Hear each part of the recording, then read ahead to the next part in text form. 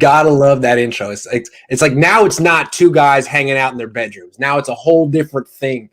It's got a real vibe to it. Rob Schuh, thanks for watching. Thanks for making that, Jesse. We're going to be talking about relevant, up-to-date Niners stuff, but we want to start with stories from the past. This was your idea. I think it's a good one.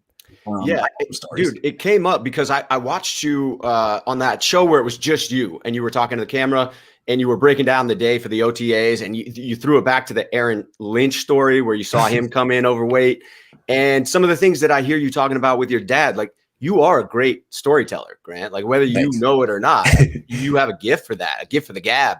And and it just got me thinking, dude, that's great content. That is phenomenal content. And I need a little pick me up, man. My Blazers got beat last night. I needed a little positivity in my life this morning. I'm struggling with it, but I think that you're going to lift me up, man. I think I can. So where do you want to start? You want to start with the best personality I ever covered in camp? Yeah. I mean, Who was that one person? And this is going back because, I mean, you have been doing this for a while. I know that there are a bunch of people that are just coming onto your scene and don't realize going back to the Press Democrat. But, man, I was on that original blog for a little bit. It got a little crazy at times. It always got crazy. It really did. But I remember that, man. And so I know you've got a lot of stories in the closet right now, right? A lot of those good gems. And so I want you to dust one off, put on the fedora, tell the story. The best camp personality I ever covered was Anthony Dixon. I don't know if people remember Anthony Dixon. Boobie Dixon. Boobie Dixon. Boobie Dixon was hilarious to me. Boobie Dixon never really played. He was on the special teams. Right. And he was like the number 3 running back. And they never really had a role for him. I mean, he was on the team, but it was Frank Gore and Kendall Hunter, and then it was Frank Gore and the Michael James. But they would like let Boobie Dixon do like maybe 1 3rd and 1 run a season, or like but he was there. He was kind of like the mascot of the team. And the offseason was his time where he could actually get the ball and run. And the thing about Boobie Dixon was he was the most confident player on the team. He thought he was the best. He thought he was, the missing link for the offense. And he always had a lot to talk about, but no one ever wanted to interview him because he literally didn't do anything. So he would just be standing at his locker trying to talk to people. And one day, it was my first year covering the team. I was 23. I was on a probationary period. First 6 months, they're like, let's see how you do. So I was like trying to get all the hits that I could. And my dad gave me an idea. He was a creative writing teacher. And one of the assignments he would give his students was describe your room or describe someone's room, because usually it's characterization. You're describing the person through describing their rooms. Yeah. It's a fun exercise. So I said, go up to a player and get him to describe his locker, give you the tour. What's in the locker? Because that's a form of characterization as well. And man, if you go up to most football players and be like, so what do you keep in your locker? They'll look at you like you're asking like about their sex life. It's like, what the hell are you talking about? Makes like, get the hell out of here. It's personal. I went up to Boobie Dixon. I was like, Boobie, do you have a couple minutes? Could I ask you what a famous NFL running back keeps in his locker? He was standing there. Kendall Hunter was sitting there. He looked up and he laughed and says, a famous NFL running back. Boobie thinks you're a famous NFL running back. I said, I am a famous NFL running back. And he gave me the whole tour like it was MTV Cribs. He's like, all right, man, check it out. First of all, I got the gold bond. I got the powder. And I don't remember everything that he said, but he just went through everything and gave me a tour. This is my shirt. This is my blue collar shirt that I like to wear. Hella funny. He did the whole thing. He was the ultimate personality, and no one knows how brilliant Boobie Dixon was because he never really played much. If you want to win, put Boobie Dixon in. I love Boobie Dixon, man. Dude, he never got the respect. He got a few goal line carries here or there. If I remember correctly, he ended up with Baltimore after the Niners. Hold on, let me look up Anthony Dixon and get his official. Let's give him his due. He deserves it. He deserves it. All right, so he was with the 49ers for 4 years.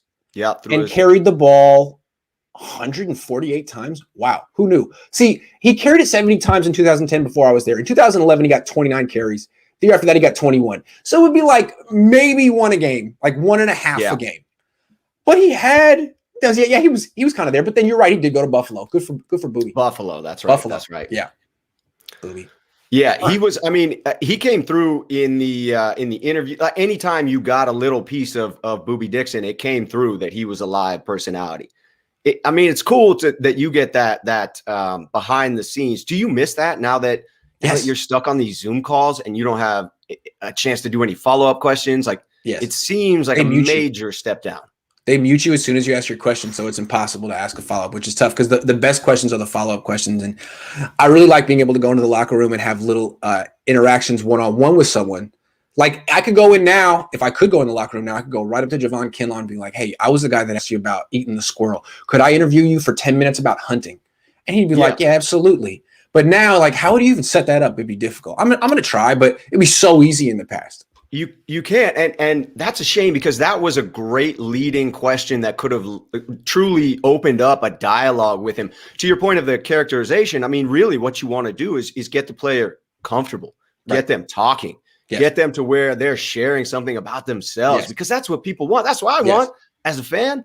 I want to see the character of the individual, and it just isn't there because that question almost came off to people who don't know you and don't know your natural inquisitive nature as sort of a clowning question when I don't believe that was the case at all. And I think had you the chance for the follow-up questions, it would have become clear that like that was the dog in him coming out in a photograph. Like that is a little bit of who he is. That was him. That was the essence of him. And that's why I was asking about it. And it's funny, like we come on this show, we talk about sports, we analyze the finer points of the game. Whenever I go out and meet up with a fan and have drinks, sometimes I'll do that. Like at the Super Bowl, I met up with one. And all we talk about every time, so what's so-and-so like? So what's so-and-so like? That's what people really want to know. And that's what you get to learn when you're in the locker room. What they're, well, to an extent, I guess you never really know what they're like. No one knew that Bruce Miller was going to go ham on that 70-year-old man that one time, but you know what I'm saying? You get a better sense. Yeah. Well, that leads into one of my other questions here. Like, as a reporter, what is the difference in interviewing a willing participant versus somebody who's just there not to get fined? Well, interviewing a willing participant is the dream. That's Jimmy Ward. That's Jaquiski Tartt. That's George Kittle. You don't have to work hard. You say very few words. You listen. You let them talk. You follow up. They're interested. It's a conversation, and and you're just directing them. They're doing all the work for you. They're doing all the work for you, and you're not trying to. The other one is awful. I mean, sometimes it can either be indifferent or hostile. Indifference tough because you feel like maybe I'm not doing a good job, and you start like talking and trying to, and that doesn't help. You're just kind of filling silences with your words when you go back and listen. It's like, man, I'm talking. They're not. I don't get anything here. So that can be awkward. But the hostile ones are tough too. Like maybe they just don't like the media. Maybe they don't like you. I used to interview. I tried to interview like Michael Crabtree back in the day. He just didn't like the media at all. He didn't like the media. Yeah. So what he would do, he had these most passive aggressive moves. Like I'd be like, "Hey, Michael, can I ask you a couple of questions?" And all of a sudden, he would bend over and while standing, untie his shoes. You know, like just face into the shoes. He'd be like, "Yeah, we can talk." While I'm tying my shoes, and he'll answer a question whispering into his shoes, and I'm like, am I supposed to like put my microphone down? It's a little awkward. I guess he's telling me to go screw myself. Okay, thank you. And what you learn is like, okay, if I ever want to learn something about Michael Crabtree, I have to ask other people about Michael Crabtree because he doesn't want to talk. So it's like, all right, man, I get it. You don't want to talk. Fine, fair enough. I won't come back. That's what it can be like. And you have to wonder, at least before where we are today, where it's becoming more normalized to talk about mental health and where we all are with social anxieties. You have to wonder if a lot of those players with the indifference part of it, if it isn't some mix of just not being comfortable in that setting, right? That particular example where you described that action from Michael Crabtree, that sounds like a sort of a nervous reaction. If it's not an intentional one to be like, hey, F you type of thing. Yeah. It sounds like a nervous reaction type of thing. Right, because he's making it seem like I'm above you and I'm above this, but really it could be I don't want to do this. This makes me comfortable. You have the advantage here. Like I have the advantage on the field. You have the advantage verbally. I don't want to engage because I don't trust you. I don't know you, and you can make me look bad. All that kind of stuff was at play, and I'm not judging him, but that's just what it feels like. It's like, oh, he's talking to his shoes. maybe I should, maybe this isn't gonna, maybe I should just find another approach. You know, hey, you don't have to talk to your shoes. It's okay. I'll leave. It's all right. Yeah, it's all right, man. I wasn't trying to pull your teeth on this. It's cool. It was good to know. Now with your let's say hot takes that you have had over your career, have you had many confrontational type of interviews? I mean, I would imagine that there have been at least some awkward moments. I mean, I interviewed Eric Armstead a couple of years ago about spades. They play spades in the locker room. Nice. And he big into that game, and I interviewed him about it, and he was real skeptical, like, where are you going with this? And plus, he doesn't like me to begin with. But he's like trying to figure out my angle as he's answering the questions, and I'm trying to tell him, like, man, I don't have an angle. I think this is interesting. I'm going to figure out my angle later. But basically, it's like I'm giving fans a glimpse into what you guys do in here. That's the angle. And once he figured out that was it, he actually got into it too. And he would explain his strategy and why he liked the game and why it was stimulating and all that stuff. And so, yeah, I mean, you can kind of warm people up, but sometimes there'll be suspicion. Like, where the hell are you going with this? Yeah. Because, I mean, they know that you're an intelligent dude and that you're capable of attacking a point from an angle that's unseen at the initial confrontation. And they know you to be a bit of a, contrarian. Or when this was, because I haven't been in that locker room in a couple of years. We were shut down last year. Some people didn't know me back then. I was the guy from the Santa Rosa paper. A lot of guys were like, man, I don't know you. I don't trust you. I don't know what's going on here. This is a little weird. I don't get questions like this all the time. I'm just going to turn my back to you. Thanks. Right. So that's what it's like. That makes sense. All right. So one of the other people that I got to know, because I figured that there has to be a story with this live personality, but best Joe Staley camp moment. Now, the thing is, I don't really have a Joe Staley camp moment. The thing about Joe Staley is he was extremely professional and businesslike. He wasn't like joking around on the field. He was the leader. He was stoic. So his best stories weren't really, I don't really have great Joe Staley. Joe Staley just had a very dry sense of humor in press conferences, which I appreciated, but he wasn't super gregarious in practice. I want to come back to Boobie Dixon. All right. Boobie Dixon, this is the best. This was my first day. I think one of the first days covering a training camp ever as a professional. 2011, they just come off of the lockout, and Harbaugh was the coach, and Harbaugh was nuts, man. Harbaugh had them doing, first of all, there were fans in attendance sitting right there. It was like they invited him, and they were having live tackling. Like, hey, we're back to football. Let's do real football. And one of the first plays was a handoff to Dixon, and he ran through the hole and ran over Patrick Willis. Not only that, he did it in front of the fans and then celebrated over Patrick Willis after. It was the best moment of Anthony Dixon's career. And I remember thinking, man, this Anthony Dixon guy is very bold to do that to Patrick Willis. Yeah. I think he might have just caught Patrick Willis a little off balance there, right. That's freaking Patrick Willis. And I wonder how the Niners are going to police this. You know what I mean? There's it's kind of like baseball. You don't do that to Patrick Willis, especially in front of the fans. So I was like, what is going to happen here? And you don't fight in football. You don't yell in football. You just play the next play. Right. And what happened was they called another run for Anthony Dixon. And, the offensive line didn't block so well for him that time. And the whole defense teed off. The whole defense smashed this guy. Smashed him. And then Jim Harbaugh took him to the side and told him, don't you ever show up a Hall of Famer like Patrick Willis again. Not before he let the defense tee off, after. And then he shut him down for the day and let him watch and think about it. Okay, so that was the first practice I ever watched. Wow. I'm sitting there like, holy macaroni. I don't think anyone else really caught what happened. It was big. So me, the naive 23-year-old, after the practice, I'm like, hey, Jim, Grant Cohn, Santa Rosa Press Democrat, I noticed that you pulled Anthony Dixon from the practice after he ran over Patrick Willis. What went on there? 50-year-old Harbaugh looking at me he says, I don't know what you're talking about. Next question. I almost cried, man. I almost cried. Unbelievable. I swear I almost cried. I was like, that was a good question, man. Why you got to do that to me? I'm a new kid. I don't understand.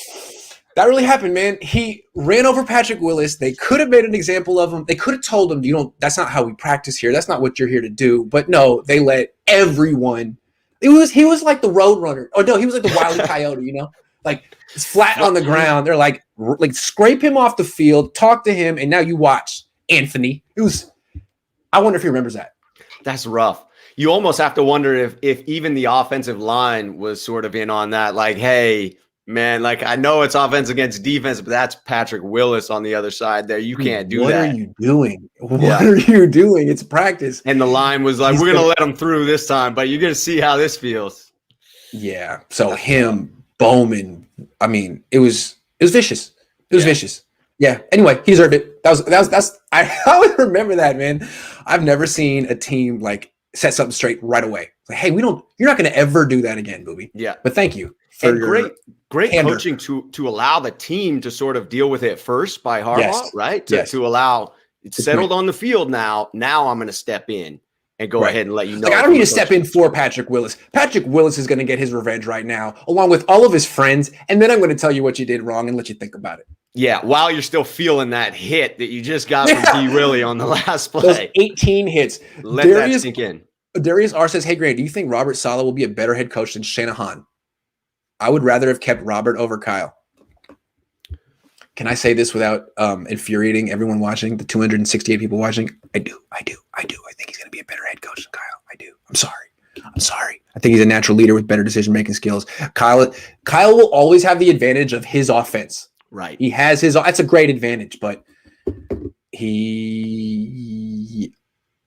Saleh, it's like, who's your offensive coordinator? I'm not trusting this Mike LaFleur guy. So it's tough, but I think let's Saleh and Shanahan could both fail in their first stints, Yeah. Kyle hasn't exactly had consistent success here. They both could they're both really young. Bill Belichick failed in his first head coaching stint. So I tend to agree. First, I want to say that Darius, you're not the only one who struggles to spell Shanahan every time. I don't know what it is. I have to go back and correct it. I like Shanahan. I think that's pretty good. Shanahan. I like that. It is. Sounds like a Jedi maybe the new spelling that we Shanahan go with. Kenobi. I agree that. So I think it's a toss-up. I think that Kyle's genius is something that you can't replicate and a huge advantage. I agree in the standpoint of I do think that Robert Saleh strikes me as a better leader of men. When you listen to his gravitas, when you feel him in press conferences, that to me is what you want in a head coach. And if he surrounds himself with high quality coordinators, I think he will have a successful career. For Kyle, it almost feels like he has to get out of his own way in that regard and grow up a bit in the head coaching responsibilities, be less of an offensive coordinator and more of a head coach. Yeah, and the problem for Saleh is he's always going to be at the mercy of his offensive coordinator. If he has a good one, he's going to lose him. Right. You're always going to have, like, look at Pete Carroll.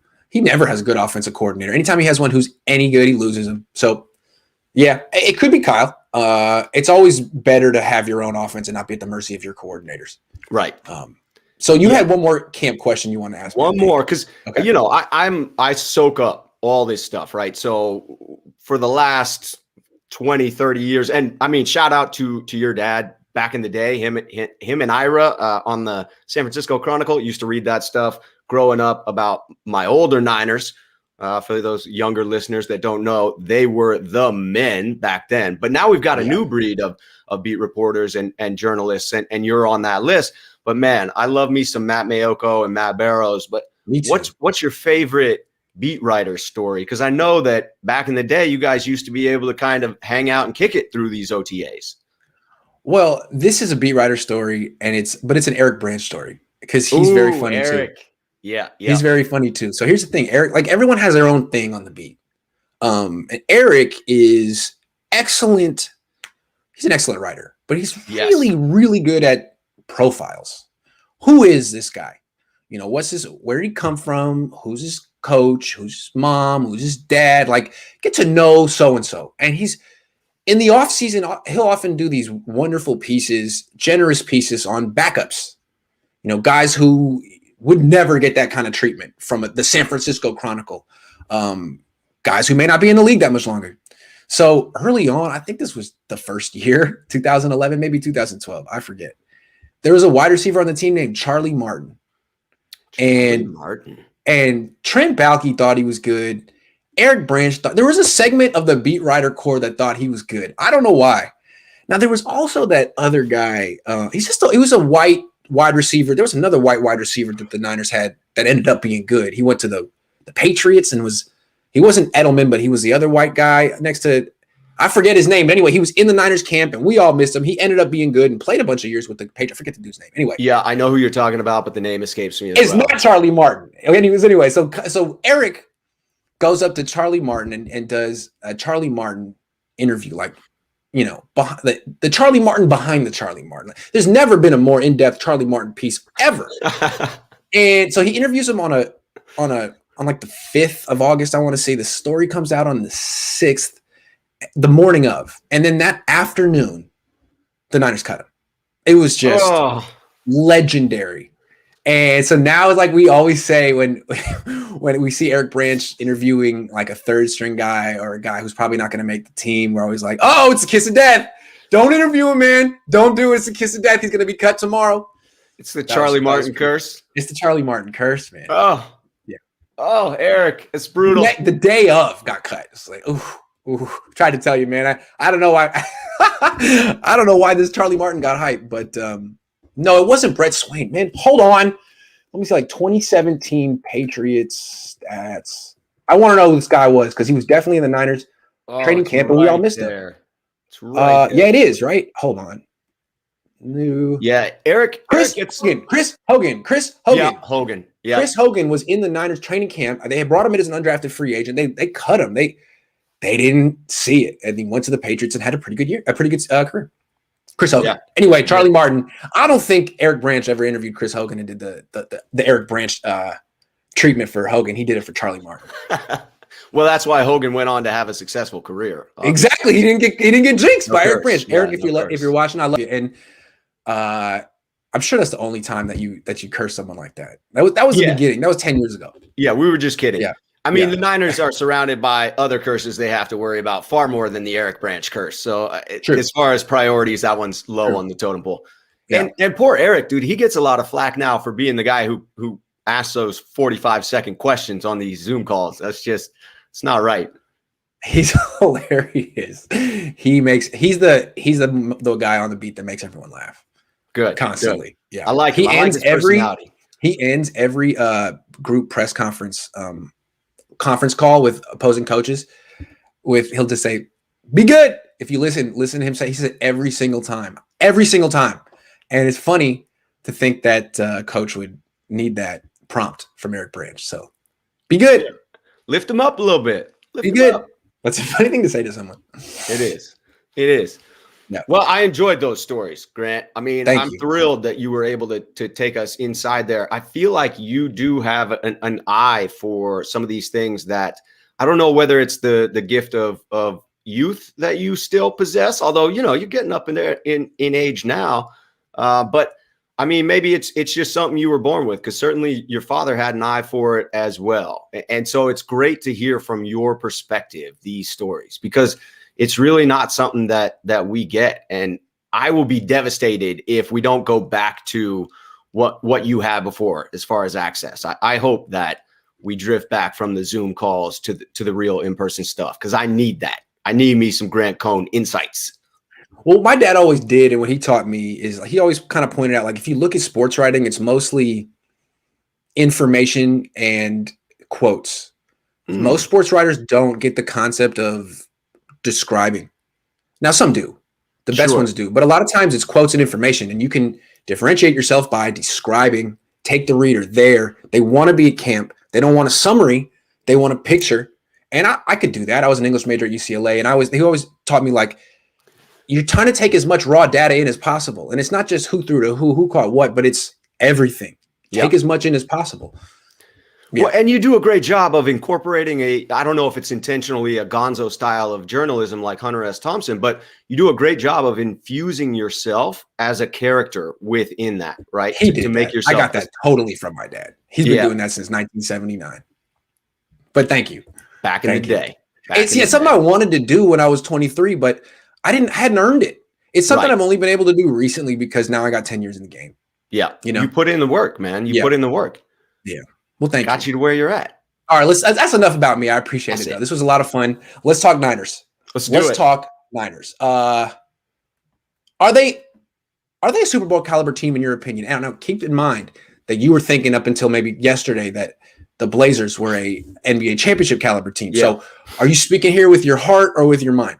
Well, that's the problem. That's what brought this topic up for me is that I am a little dejected today, Grant. Okay. I am a little sad from that. And I truly was viewing my Blazers through rose-colored glasses. I was seeing them as the potential that was there because I believe in that potential. Damian Lillard is amazing. And I mean, shout out to a dude from Oakland. For those that don't know, he doesn't wear the number 0. He wears the letter O to represent Oakland. And that's how it's announced at every Blazers game. He's loyal to the soil. And Lillard represents Oakland better than the Warriors do. Carry on. Yes, he does. Yes, he does. Carry on, because it's legit and sincere. It's him and Marshawn Lynch are the two, and then you, obviously. I mean, you know, I'm trying. You're the prodigal son, right? For a little while, you went down a weird path, but now you're back, and so I am back. I had a little Westwood phase, but I came back. Yeah. You went out, now you're back on the range. So, I mean, I truly believe that. And I've said it on here before, I'm a bit of a loyalist, bit of a homer. And so I believe that things were going to click, that Nurk was going to step it up, right? And so that same reality applies to the 49ers when I look at this team. I'm very optimistic about next year. Up to yesterday, I believe that we have a Super Bowl caliber team, or at least I did. And then I'm filled with self-doubt here, man. So what I need to know is, are you going to talk me off the ledge and convince me that, yes, in fact, what I thought to be true still is true, that you have a deep quarterback room, deep halfback room, amazing fullback, great, hopefully, O-line with the patches that you've made to it, the additions there, wide receiver, as long as it's healthy, you're good there. Great tight end group if you believe in Dwelly, which I know you do. Defense is pretty legit. A couple of issues maybe in the secondary. Like, is that the reality? And so you're talking me off the ledge? Or do I need to wake up to reality and realize that this team has some major holes and I should be ready for a painful year next year? I mean, it doesn't have major holes at all. It has major injury issues, and there's already guys who are hurt. But only one serious one so far, Jeff Wilson. Every team deals with injuries. Let's just put that to the side. I feel like they do have a Super Bowl caliber roster, but I don't consider them a Super Bowl caliber team. And I think it's interesting. I think it's simple. Why? I mean, for them to be a Super Bowl caliber team, they would need one of two things to happen. They would need Jimmy Garoppolo to stay healthy the entire season and play better, or as well as he did in 2019, which could happen, but I wouldn't put the odds above 50%. Or you would need Trey Lance to have one of the best rookie seasons ever, and be the first rookie to lead his team to the Super Bowl since when? And no, a rookie's never won one. So I feel like it's all coming back to the quarterback. The team is ready. The core is young and talented. But what's up with the quarterback position? To me, this is a team that should definitely be a Super Bowl caliber team next year. Absolutely. If Trey Lance is who they think he is. But it still feels like a little too soon to expect him to take them there. And then Jimmy, like, come on. What are realistic expectations for Jimmy at this point? Yeah, and I think that's where the homer in me, that the fan, is probably mistaken, because I just did, first off, plug for my 49ers mailbag. I just did the first episode. I'm going to release it today. And one of the questions was from Josh M., and it was, how many games will Jimmy start? And I answered it, I think 16. I think he misses one game. Okay. And that's probably where I'm being unrealistic. That is me hoping that Jimmy misses one game, as opposed to looking at the evidence, which presents itself to the fact that he probably will miss more. Probably, but let's say he does play 16 games this year. Then the Niners, I would have to say, would be a Super Bowl contender. I would have to say so, because he's already taken this team to the Super Bowl before. The reason I don't think he will is because I don't think he'll stay healthy. But we can't predict that. No, but the evidence supports your side of that, which is that 2 out of 3 years have been marred by injury for him. Sorry. I mean, but it's not out of the question. I mean, there's like a 35% chance, a 30% chance. I don't know. It's not out of the question. It could certainly happen. Yeah. So yeah, I guess, are they a Super Bowl caliber team? Yes, with an asterisk. The other question is the rookie defensive coordinator. That's important. I mean, that's a big one. He could be much better next year. I still feel like whether or not they're a Super Bowl contender this year, they absolutely should be one next year. Absolutely. You have given me some food to chew on with regard to whether they are or not this year. I actually have more concerns about next year because of the 1-year contracts that all expire, and then what we have to do there, the decision on Jimmy. I think that if Jimmy plays well this year, we're presented with great options next offseason. Do you keep Jimmy? Do you trade Jimmy to recoup some serious draft capital? If Jimmy doesn't stay healthy this year and all those contracts expire, how do free agents view this team? Do they view it as a Super Bowl contender next year, or do we drift back to the middle of the pack? So I worry that if I'm wrong about this year, next year may not set up as nicely to springboard as we should to the next level. Well, there's two things that could happen. There's Jimmy Garoppolo leads the team to a Super Bowl again, in which case they're seen as a contender. Players might want to come here. Right. Otherwise, let's say he gets hurt, Trey Lance replaces him and does a lot of good things, and people are like, man, that's a young quarterback I want to play with, kind of like Lamar Jackson or Kyler Murray. And then he becomes a recruiting magnet, whatever you want to call it. Right. There are other things that could happen that are bad, but those are two ways that the Niners could at least restock their team. And remember, most of their key players are young, except for Trent Williams. Right. Yeah. One of the most important positions on the line. Yeah. Yeah. But Trent Williams isn't old. I mean, he's younger than me, so he's not technically old yet. Yeah. Well, they're all younger than me. So there you go. There's that. But it's and we have great depth. I think that actually offensive line is one that I don't worry about. I feel like we have greater depth than the vast majority of teams within the NFL. Offensive line depth is rare in the NFL. Yeah. Most teams don't even have a solid starting five, let alone guys behind them that could step in on most teams and start. Yeah. So it's definitely within the realm of possibility. They're going to run the ball a lot. They just need serviceable quarterback play. They can't go to the backup level. But even if they get to Josh Rosen, who's to say Josh Rosen? They're going to be very interesting this year. They just haven't. I just think they're a year away from solidifying their quarterback spot. That was my second bold prediction in that answer to Josh's question on my mailbag was Jimmy will start 16, and the one that he doesn't start will be Rosen. Little nod to your boy Josh Rosen there. Oh, that's nice. I like that. Yes, indeed. So the next topic, Sean McVay was saying that the best teams are player-led teams. Is that correct? That is correct. He was saying that on the podcast that he started with Peter Schrager recently. Great one. That was the one where Robert Saleh was on there.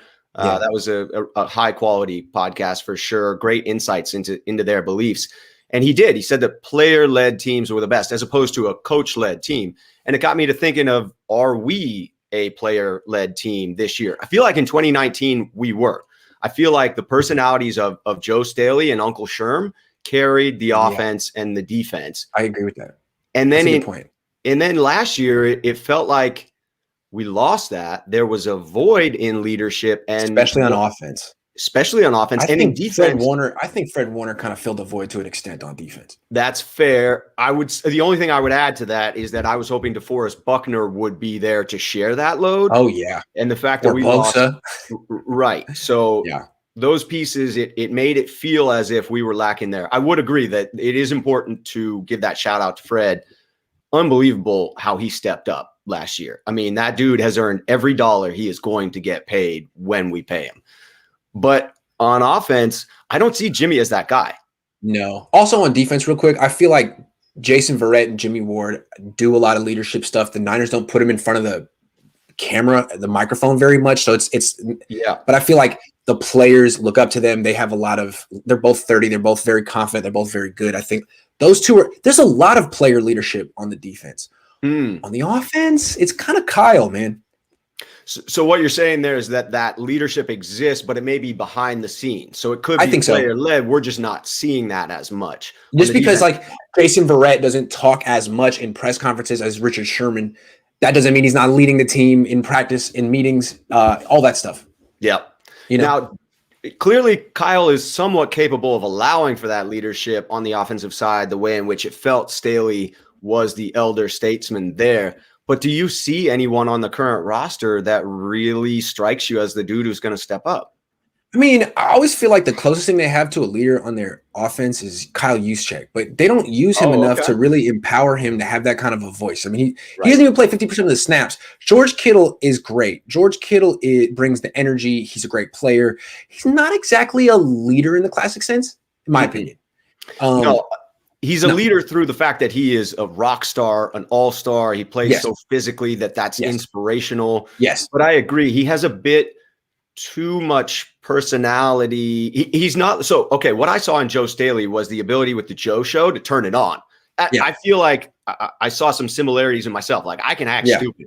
I can bring out, anyone who saw the quarterback bride video that I did knows that I can act stupid. But I also have a serious side, and Joe could flex back and forth between those two so nicely. So it was so nice. Yes. With George, it seems like he's all one way. Right, and that's great. And he's very energetic. The energy rubs off, but not the classic leader. No. And usually on offense, the leader is the quarterback, but Jimmy ain't that or hasn't been. And you've called out for Trent Williams as you see it. If I understand you correctly, it's a bit of the he's a hired gun, almost like a Deion Sanders when he came in '94. I remember watching him run around the exterior of Candlestick before the games. He was by himself. It was a very solitary thing that he did. He jogged the entire field. And you could tell that he was a hired gun that had been brought in. You could tell that he wasn't really in the team as a part of the team. And then when he left the next season, it was like, oh, I guess you could have saw that coming if you really paid attention. And for Trent Williams, potentially after getting paid, that changes, but it sure did seem like he was very businesslike and not necessarily the leader in the locker room. Yeah. So I feel like Robert Saleh did a very good job of cultivating those leaders on defense because, as Sean McVay said, it's imperative. Bill Walsh did the same thing. Has Kyle done that on offense? No, but maybe he will with Trey Lance. Maybe Trey Lance is that guy. Right. He certainly appears to have it, and that's important. McGlinchey wants to have it. McGlinchey tries. He just needs to play better. He just needs to play better. He has the personality to do it, no doubt, but you do have to back that up with your play. And I think if he has that bounce back season, it could be him. It could be him. Juszczyk, McGlinchey, Trey Lance, Aaron Banks, offensive linemen. Often they're smart. They see the whole picture.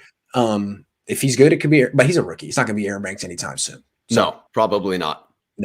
And if it's Lance, the sooner the better. Amen. All right. We got to talk about Julio. I talked about this a couple of days ago, but if he ends up on another NFC West team, are the Niners just screwed? Like, does it just take the wind out of their sails entirely? 100. I mean, from a fan perspective, 100%. Especially if he ends up there for a steal. If he goes there for some draft pick that we could have afforded to give up. Yeah.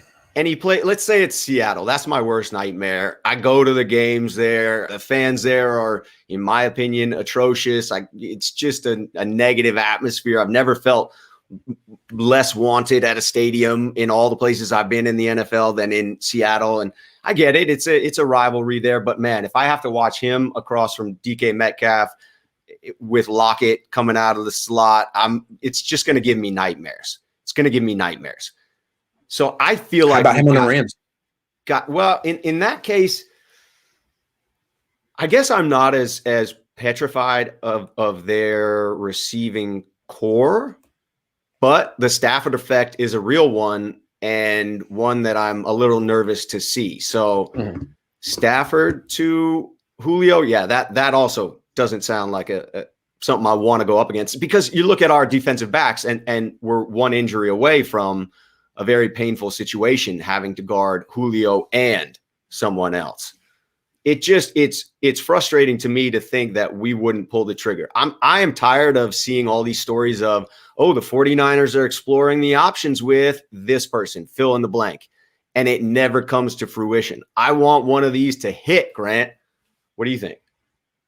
Yeah. I don't see how. I mean, if Julio Jones ended up on any other team, the Niners would be screwed in this division. But I don't see how any other team is going to get him. I think I'm not surprised that they're having trouble moving him. His cap number is $15 million. No way around that. 15.3. That's 15, guaranteed. there's no way around that. I mean, yes, maybe the Falcons will pick up some of that, but not all of it, maybe not even half of it. So who has the cap space? Like, not many teams have cap space this year. It's tough. Atlanta has 330,000.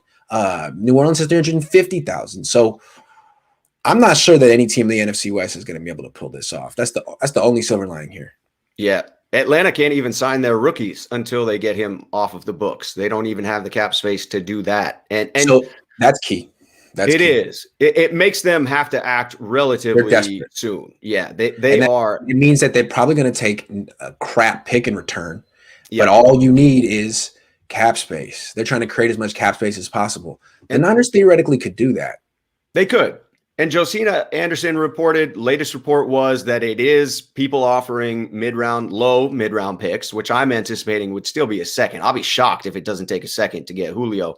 But she reported that most teams interested are trying to get Atlanta to eat some of that salary, and that's going to be hard to do. I mean, they're pressed up against the cap. They don't want to do that. For me, maybe they'll pick up $5 million of it, but that means you still got to pick up 10 because they can't sign. You need about $10 million to sign a rookie class. Yeah. It's depending on where that first one is. That's the crutch, right? True. Is those top 10 picks are expensive.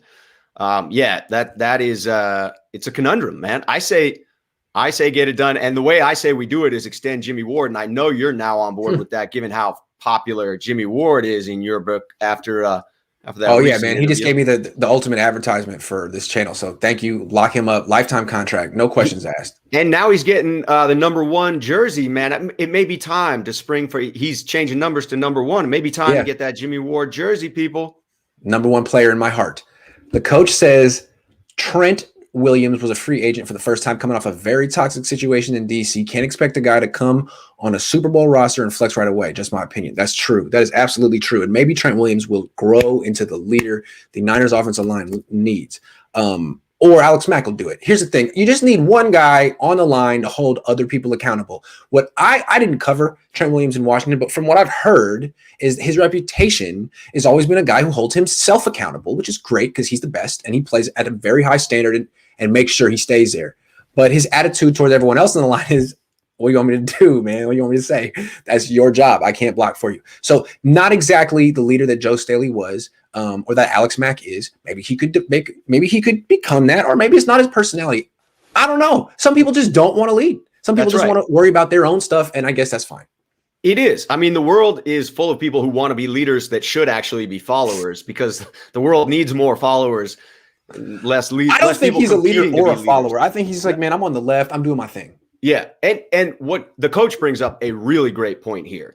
The idea of how toxic that relationship was in Washington before leaving there. So there's a lot of scar tissue for him metaphorically and in real life on that cancerous growth that he had removed. So I don't blame him for coming in and being guarded at first. And I think that the coach is correct in saying that potentially we see him move beyond that now that he's been rewarded so handsomely by the organization. That may evoke some of that trust that he was lacking last year. I hope we see that transition. Check Hogs 2.0, Grant. I really think you're off on this one. Fair enough. I will. That's not a first-hand account. I'm telling you what I heard from other writers that cover him. So they may not even know. It's not like that Washington team was ever that good. So I'm open-minded. Let's see what he's got, man. It's year 2. The Niners committed to him. It would be nice to see him take a more vocal role in terms of holding people accountable, because he can. He has the license. You're great. Whatever you say, people have to go along with. And Joe Staley took the license, so you can now too, Trent. The fans would eat it up. And to the point of coach, I mean, for anyone listening, always be open to new information. If I go and explore that Hogs 2.0 and I get new info on Trent Williams, my opinion is going to change because I have new inputs coming in. So I could be wrong about that, and I'm going to change my stance on it. That's not a flip-flop. That's educating yourself on something. I still have never been face-to-face with Trent Williams. That's weird. Really? It's been on the team a year. I mean, they signed him during the pandemic. I've never been face-to-face with this guy. So one day, never met him. Interesting to know what he's like. Mark says Mike, Banks, and Brunskill both at OG positions give Niners a better line this season. Interesting, because I really feel like Lake and Tomlinson is a little overrated. I don't know. But it's not going to happen. Brunskill is now the center, the backup center. Right. They do have a bigger need there. It seems clear cut to me that the team disagrees on the Laken Tomlinson. They love them.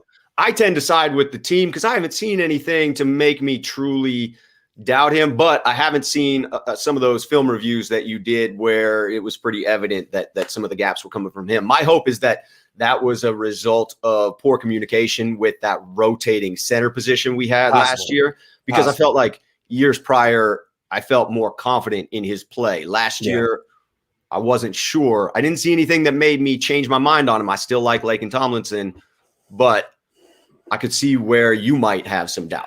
Well, he's the guy who gave up the hit that hurt Jimmy Garoppolo's ankle. Now, to be fair, it was Trent Williams, who's phenomenal. He's really good. He's the guy who went the pick after Nick Bosa, and arguably could have went the pick before Nick Bosa. There was a discussion there. The guy's really good. So getting beat by Trent Williams, there's no shame in that. No. See if he did. We'll see what he does this year. Yeah. But I do think Brunskill is being groomed as the center of the future. It doesn't mean he can't play guard in a pinch, but I think they want him to. They've had him playing 7 million different positions. I think they want him to stick at one. It's like Jimmy was saying about himself, that like not many people can do that and stick with a team. So credit to Daniel Brunskill for fighting through what the Niners have asked of him, which hasn't been fair from a player perspective. And yet he has continued to get it done, continued to impress, and now has a shot to truly hone his craft at one position. So my hope is that the 49ers stop messing with him, let him be the backup center, let him groom there, and then step in for Mac when he steps away. Yeah, he's getting an entire offseason playing that position. That's a good thing. Yeah.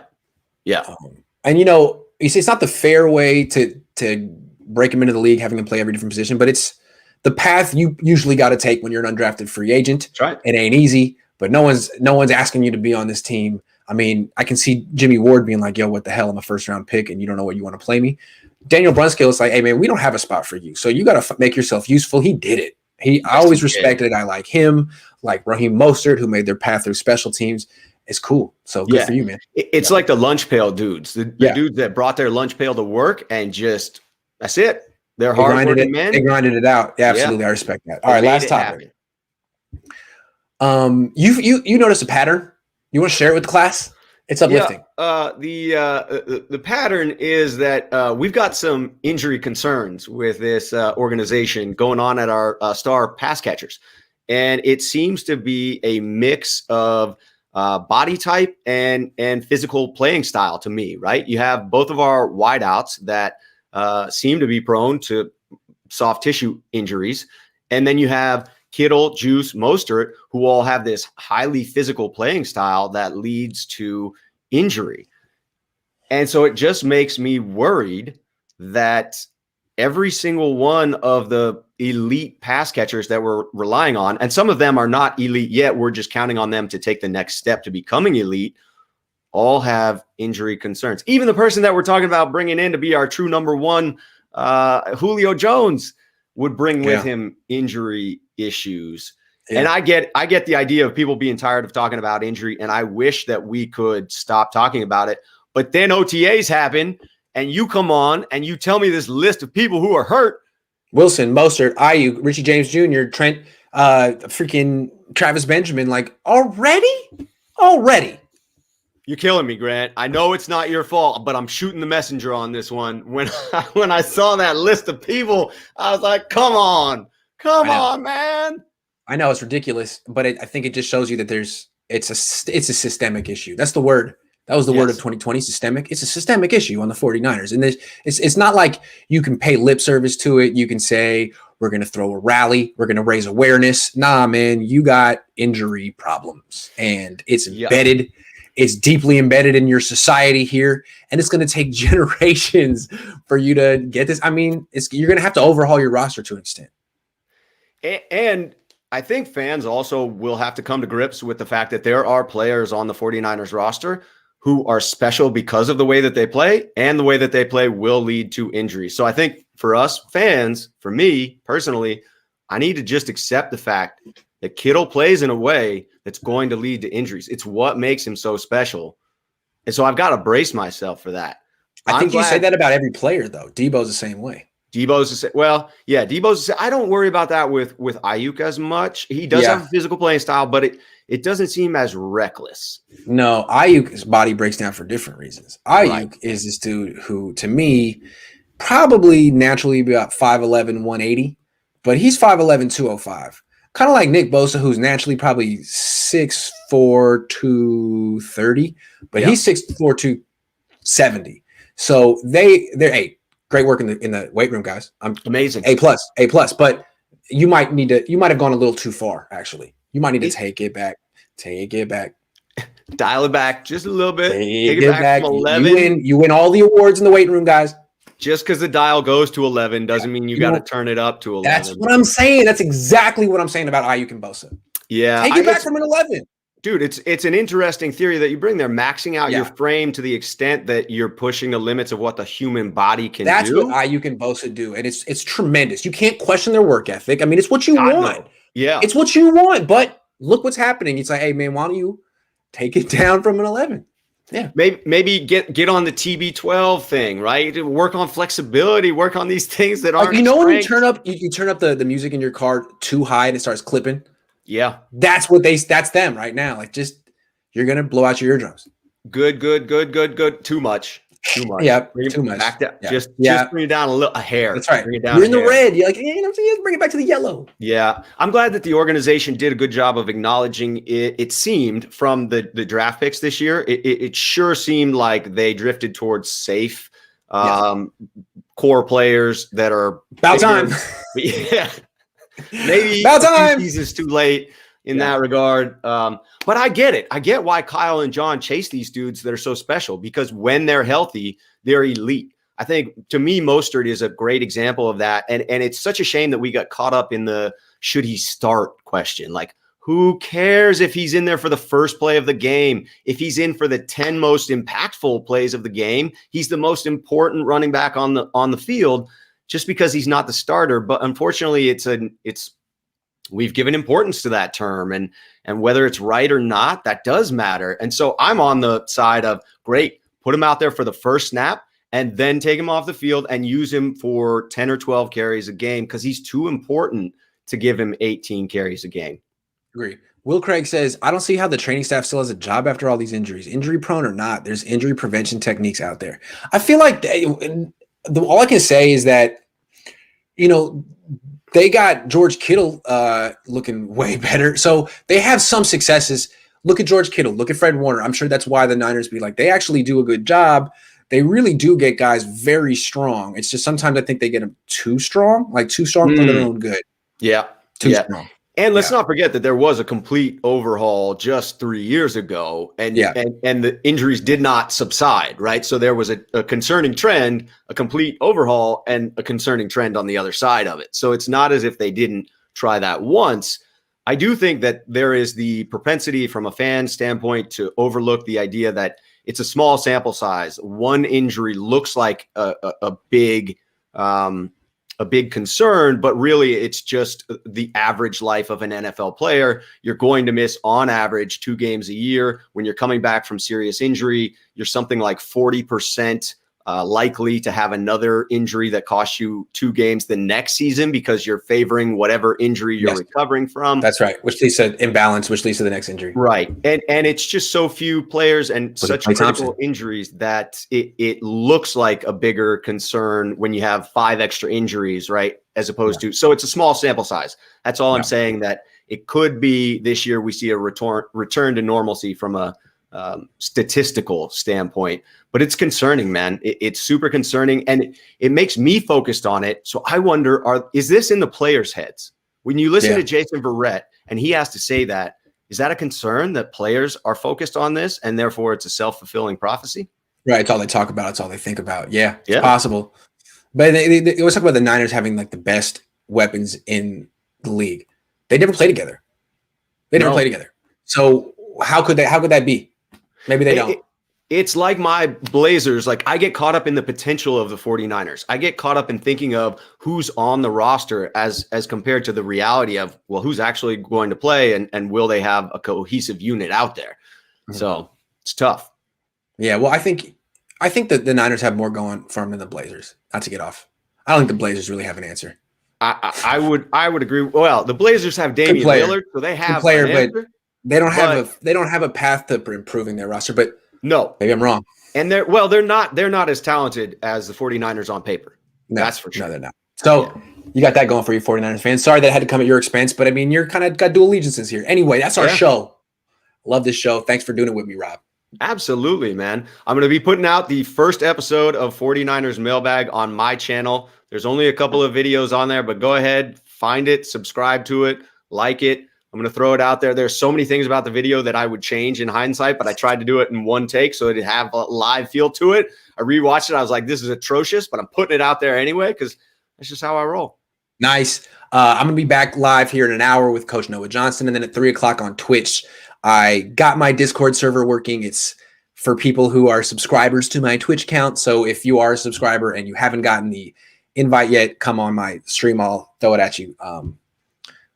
See you guys in a little bit. Thanks, everyone. Hit your questions, 49ersmailbag@gmail.com.